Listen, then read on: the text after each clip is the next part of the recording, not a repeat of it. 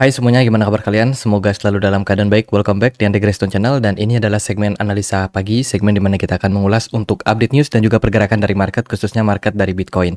Hari ini kita berada di tanggal 4 September 2024, hari Rabu. Teman-teman, kita akan mulai pembahasannya seperti biasa dari kalender ekonomi terlebih dahulu.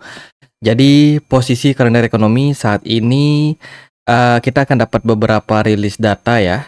Salah satunya adalah Composite PMI dari Uni Eropa, kemudian Caixin Services PMI dari China, lalu dari Inggris akan ada UK Composite PMI Index, lalu dari Amerika Serikat akan ada data ekspor import, trade balance, dan juga job opening, pembukaan lapangan pekerjaan ya.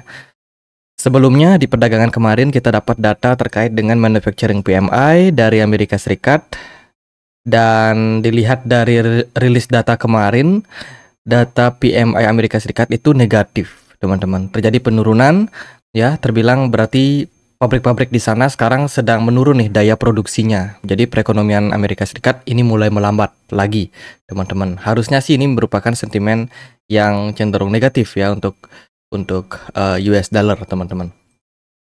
Untuk pasar dilihat dari crypto bubbles, semua altcoin, ya kita bisa bilang semua meskipun bukan 100% ya, namun mayoritas ini dalam posisi minus, bahkan minusnya itu kebanyakan di atas 5%.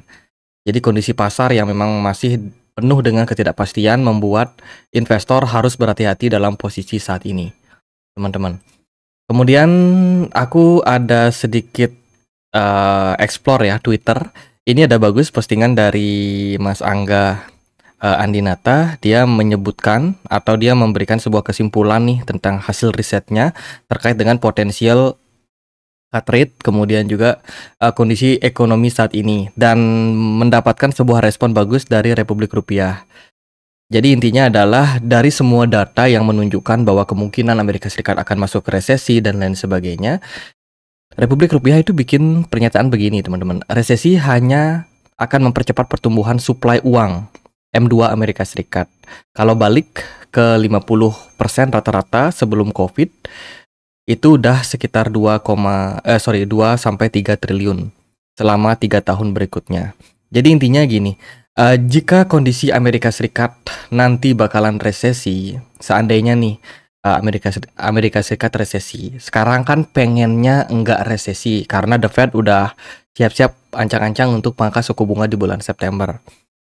Jadi sebenarnya pilihan dari bank sentral, baik dia soft landing atau hard landing, itu sama-sama akan menghantarkan likuiditas yang banyak, suplai uang yang lebih besar lagi ke pasar.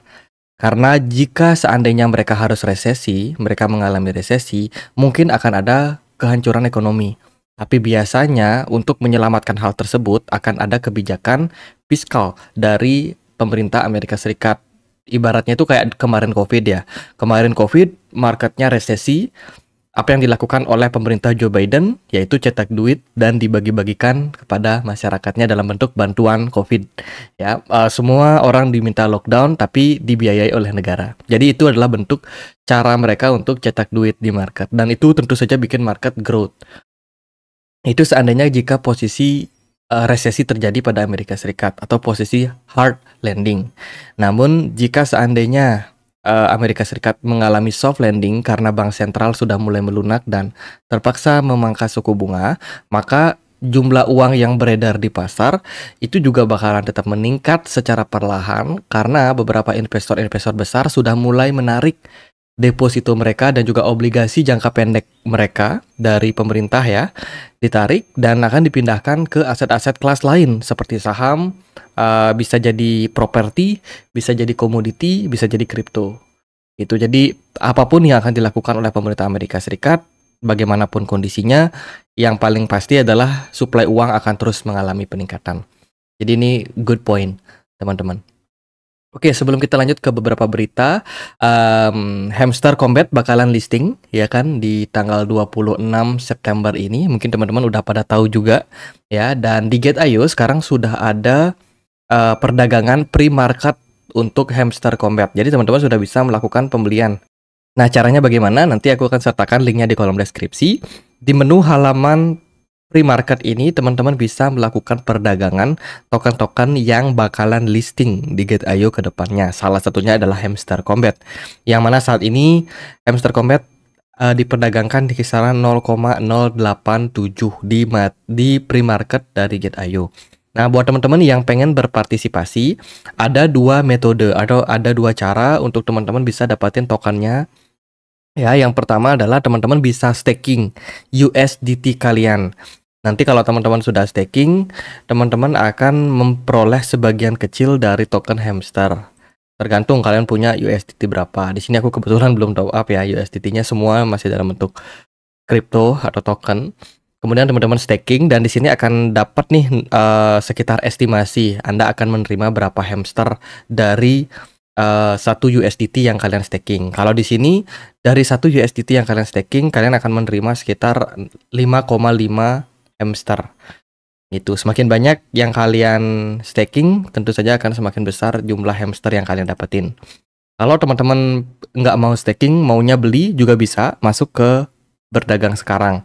Di sini teman-teman bisa langsung pasang open buy or sell untuk hamster ya. Tentu saja dengan volatilitas harga yang naik turun dengan ekstrim teman-teman.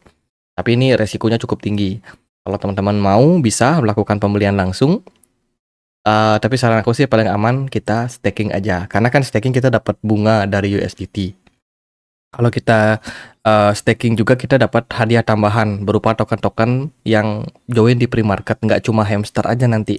Teman-teman juga bisa dapat token cats, kemudian token-token Catty, Elixir, dan juga token-token lain yang masuk ke dalam pre-mint-nya teman-teman. Jadi gitu, buat informasi lebih lanjut silakan cek link yang ada di kolom deskripsi video ini. Oke, aku dapat berita agak negatif, datangnya dari Bank of Jepang. Ya, Bank of Japan itu kemarin beritanya cukup ramai kalau Bank Sentral Jepang masih akan berpotensi katanya menaikkan suku bunga mereka. Ueda menegaskan kembali bahwa Bank of Jepang atau BOJ akan menaikkan suku bunga jika outlook terwujud. Ueda menyerahkan dokumen ke panel pemerintahan yang merupakan yang menunjukkan sikapnya tidak berubah. Yen menguat terhadap dolar setelah rilis komentar tersebut. Jadi kemarin ada peningkatan harga yen ya disebabkan karena peluang daripada Bank Sentral Jepang untuk menaikkan suku bunga. Jadi buat informasi kalian, Jepang dalam beberapa tahun terakhir itu mengalami deflasi yang parah.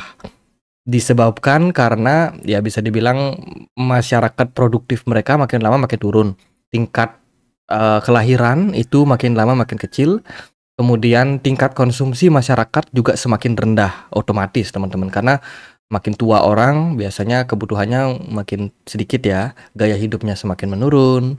Apalagi dengan popularitas populasi yang semakin turun dari jumlah penduduknya, otomatis daya beli mereka juga rendah. Akibatnya deflasi. Dan bertahun-tahun Bank Sentral Jepang itu mempertahankan suku bunga di kisaran 0,1% saja. Jadi suku bunganya sangat-sangat rendah. Dan baru kemarin Bank Sentral Jepang menaikkan suku bunganya menjadi 0,25%. Jadi masih rendah teman-teman, tapi itu sudah bisa bikin harga yen meningkat. Dan apa impactnya kemarin? Impactnya kalau teman-teman perhatikan market kripto itu kena tekan kemarin ketika Bank Sentral Jepang itu mulai menaikkan suku bunganya. Market kripto crash, US dollar juga ikutan crash. Jadi impact daripada kenaikan dari suku bunga Bank Sentral Jepang ini secara historical kemarin itu justru negatif buat kripto. Jadi ini bisa menjadi salah satu sentimen negatif untuk pasar ke depannya. Kemudian FBI memperingatkan bahwa Korea Utara sedang mencoba meretas mencuri dana kripto dari Bitcoin ETF Amerika Serikat. Waduh, ini berita rumor sih sebenarnya teman-teman. Aku sendiri nggak dapet website resminya ya. Jadi ini diposting oleh Watcher Guru. Aku sendiri masih dalam proses investigasi mencari kebenaran tentang berita tersebut. Tapi apapun itu, Korea Selatan memang terkenal hackernya itu sangat-sangat hebat ya teman-teman. Sudah banyak sekali proyek-proyek kripto yang kena hack oleh hacker dari Korea Utara ini. gitu. Jadi tetap waspada teman-teman. Market kripto banyak hacker. Lalu dari berita yang lain, saat ini liquidity katanya growing untuk market, tapi belum dialokasikan. Nah, ini adalah data terkait dengan pencetakan USDT yang kemarin sempat mengalami peningkatan sepanjang bulan Juli sampai bulan Agustus saat ini. Tapi pencetakan USDT yang meningkat ini belum diimbangi sama pergerakan harga Bitcoin yang mengalami peningkatan.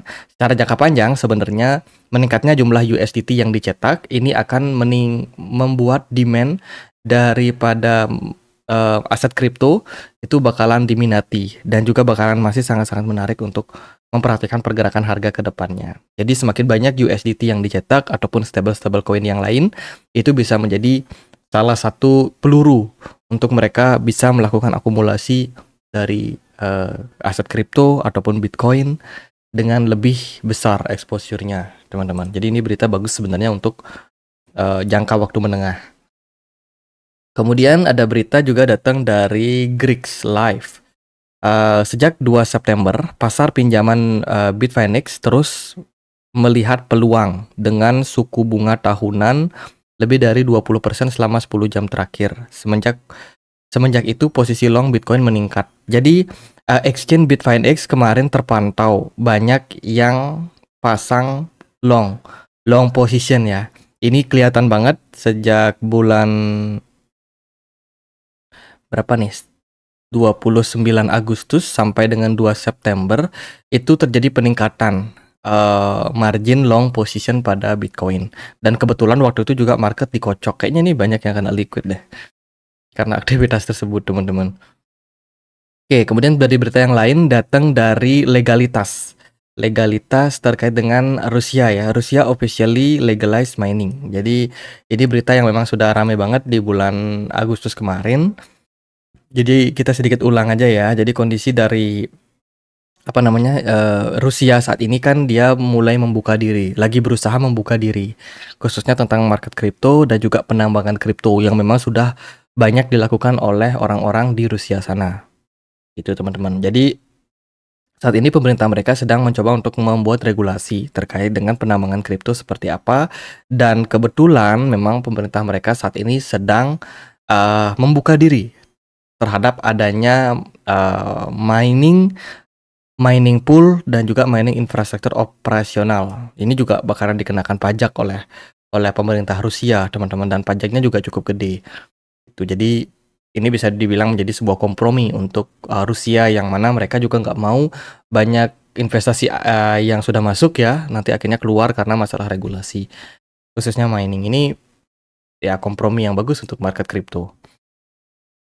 Terra Lab ini adalah ya teman-teman tahu sebuah foundation milik dari pendiri dari Luna ya teman-teman, Do Kwon. Terra Lab dikabarkan di perdagangan kemarin ada sell Bitcoin mereka. Kalau kita perhatikan dari transaksi yang terjadi 1 hari terakhir, ini bisa di zoom nggak ya? Ya pokoknya itulah. Jadi Terraform ini ada transfer ke sebuah wallet pribadi dengan total nilai 1000 Bitcoin. Oke.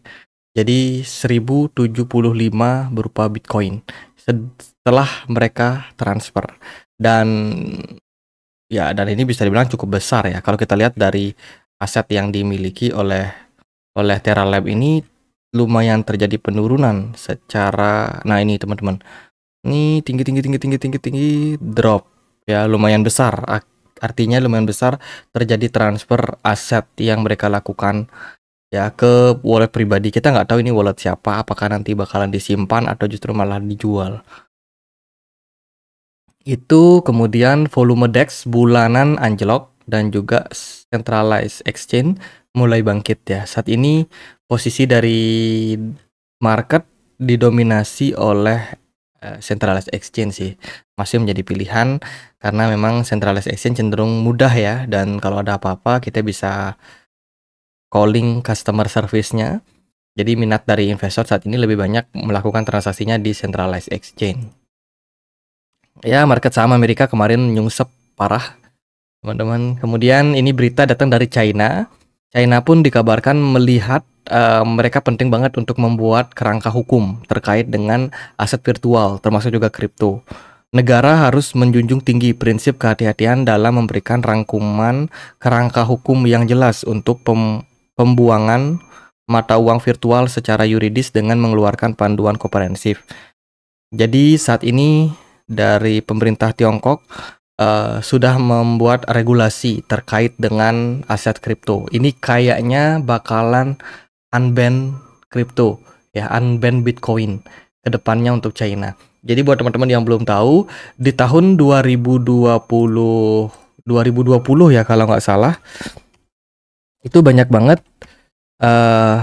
berita terkait dengan China ban kripto. Jadi Cina, oke, ini tiba-tiba beritanya berubah. Jadi kalau teman-teman udah ngikutin market kripto sejak 2020, itu kemarin ada berita di mana Cina menjadikan transaksi mata uang kripto sebagai tindakan ilegal. Cina ban kripto. Tapi belakangan ini narasinya udah mulai berubah terkait dengan pemerintah Cina. China never completely ban kripto. Dan sekarang mereka sudah membuat regulasi. Kayaknya ini udah mulai pintu terbuka untuk aset kripto ya. Meskipun pintu terbukanya itu baru kecil, teman-teman. Jadi perkembangan ke depannya Rusia, kemudian Cina, Hong Kong, Uni Emirat Arab, kemudian Uni Eropa bahkan sudah lebih dulu buat regulasi yang bagus terkait dengan kripto. Tinggal menunggu nih negara-negara besar lainnya, Cina, Rusia, Amerika Serikat. Nah itu kalau udah kebuka pintu ruang untuk perkembangan kripto, maka akan sangat-sangat bagus untuk adopsi ke depannya. Lalu impact-nya gimana terhadap market? Nah kalau kita melihat dari berita-berita tadi, sebenarnya impact berita-berita tersebut itu lebih kepada long term sih teman-teman. Kalau jangka pendek ya kita lihat supply and demand aja. Kemarin Bitcoin sempat naik sampai level 58.000 dan aku juga sudah wanti-wanti di perdagangan kemarin itu smart money-nya nggak banyak. Seringkali ketika pergerakan market smart money-nya nggak banyak, mungkin dia masih bisa naik, tapi biasanya nggak akan lama. Ya, smart money di perdagangan kemarin kosong di time frame 4 jam, dan saat ini harganya kembali balik ke area support 57.500. Dan dengan posisi ini sebenarnya pergerakan dari Bitcoin masih terbilang sideways, belum terlalu ada pergerakan yang sangat signifikan terjadi. Jadi jangan langsung FOMO ketika melihat pergerakan Bitcoin tiba-tiba naik. Perhatikan dulu smart money-nya. Kemana smart money? Maka kalau smart money-nya banyak, tinggi, potensial untuk Bitcoin melanjutkan rally akan sangat-sangat terbuka. Tapi kalau smart money-nya kecil kayak kemarin, nah itu manipulasi dari beberapa whale saja. Gitu. Jadi jangan sampai teman-teman kena tipu. Aktifkan indikator Loken di sini ya. Masuk ke menu indikator. Kemudian teman-teman di sini klik Loken. Nah, yang ini Loken bullish smart money. Nah, itu teman-teman aktifkan. Nanti teman-teman akan bisa melihat nih apakah sebuah pergerakan harga itu memang dibarengi oleh peningkatan smart money atau tidak. Kalau enggak berarti manipulasi. Kalau iya itu berarti indikasi bullish akan terjadi. Di perdagangan hari ini Bitcoin kembali ke support 57 ribuan something dengan potensi level support lebih kuat adalah di 54.000. Aku sendiri masih sabar menunggu momentum ya. Siapa tahu akan ada momentum bagus untuk cicil kembali altcoin. Jadi sementara BTC Dominance juga masih meningkat. Sayang sekali altcoin pada merah ya.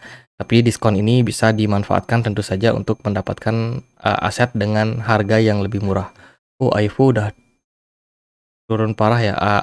AAV pun juga koreksi kemarin. Kemudian ada Manta, FedAI ini drop parah teman-teman. Ya itu sih sembari menunggu market pulih. Jadi sementara sabar-sabar dulu aja bagi yang mungkin ada sangkut. Selama koin dengan fundamental bagus yang kalian pegang, saya rasa nggak ada masalah. Teman-teman tinggal menunggu momentum untuk recover aja. Momentumnya udah makin dekat kok. September ada pemangkasan suku bunga, pemilu Amerika Serikat di bulan November bisa menjadi katalis yang bagus. Semoga setelah itu, setelah suku bunga dipangkas ya, investor-investor sudah mulai melirik aset-aset yang lebih beresiko. Sehingga secara jangka waktu menengah saya melihat bullish on market crypto and Bitcoin. Jadi gitu aja buat pembahasan kali ini, nggak terlalu gimana-gimana. Semoga bisa bermanfaat buat teman-teman. Kalau teman-teman punya pertanyaan lain, koin lain buat dibahas, silahkan langsung tulis di kolom komentar channel YouTube ini. Kita juga punya komunitas diskusi di Telegram, tempat aku untuk update berita-berita terbaru. Linknya di kolom deskripsi video ini. Sekian aja, akhir kata saya Andre, makasih.